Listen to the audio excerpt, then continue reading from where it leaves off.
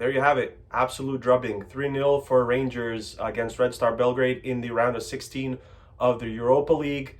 I'm gonna get into the details. I usually start off with like the starting 11 for Red Star. It was pretty much, like I said in my preview, I thought it was going to be the same starting 11 as the derby against Partizan, and it was pretty much the same 11. The only thing about the Rangers starting 11, I didn't think that Lundstrom was going to start. I thought it was going to be someone else instead of him, but he did start, and that was pretty much the only surprise for me in the starting lineups of both teams. Now into the action. I think this is probably the most unlucky that we've been in the Europa League. 3 disallowed goals, a missed penalty kick. The 3 disallowed goals were by the tiniest of margins and offsides. 2 on Kata, 1 on Ben.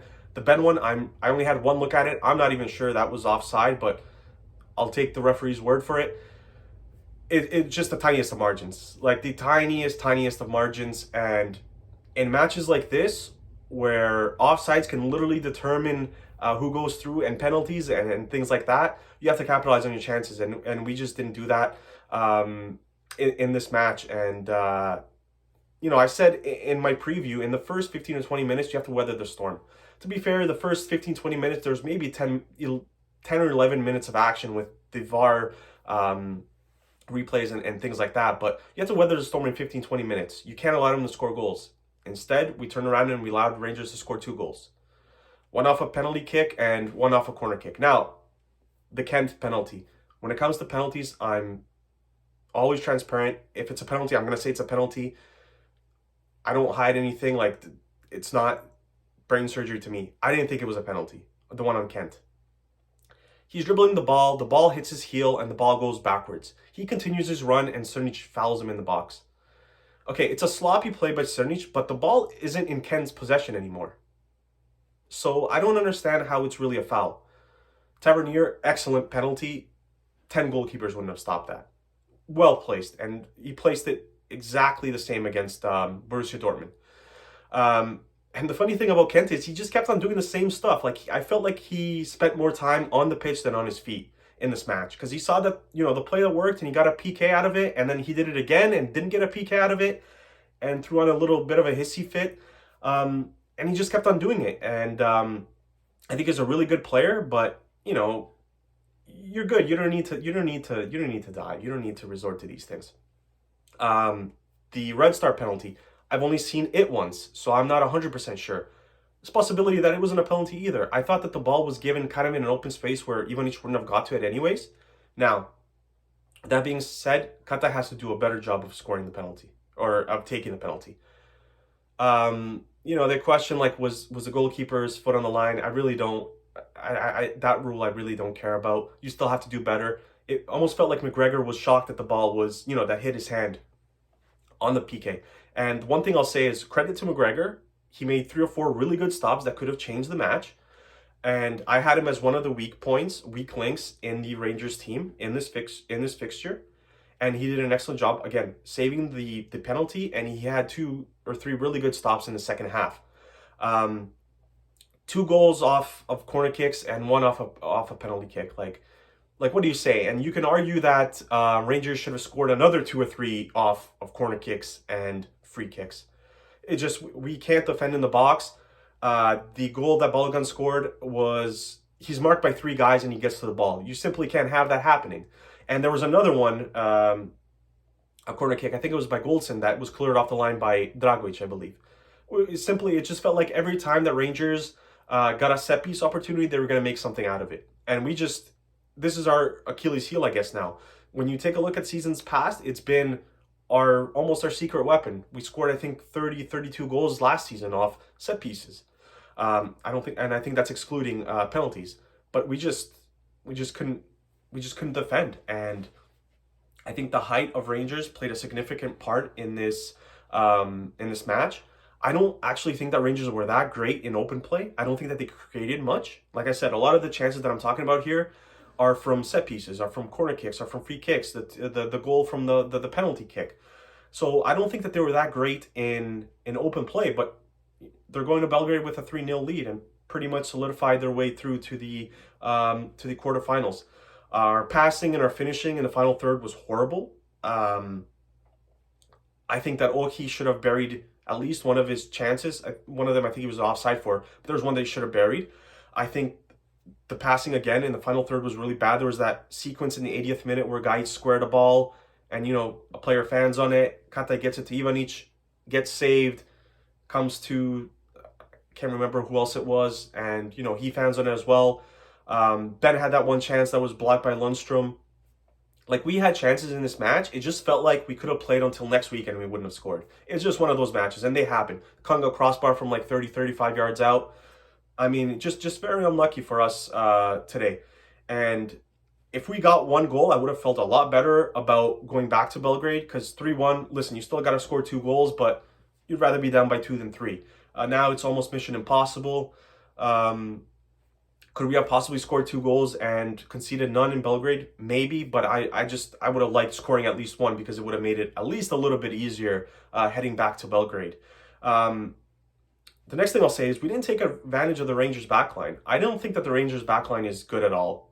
Like, there's a lot of miscommunication. There's a lot of mishit balls. There was the, I believe it was the second disallowed goal that Katais, that was, I think Basie kind of misplayed it, and then McGregor lost it out of his hands, and Kata just pounced on it. But the backline's very shaky. They're good at attacking wise, like Tavernier and Basie, and again Goldson and Balgan in the area on set pieces. But like, you can really go at these guys. The issue with Red Star is we have no pace in this team. There is not one player who has pace in this team, and that's an issue.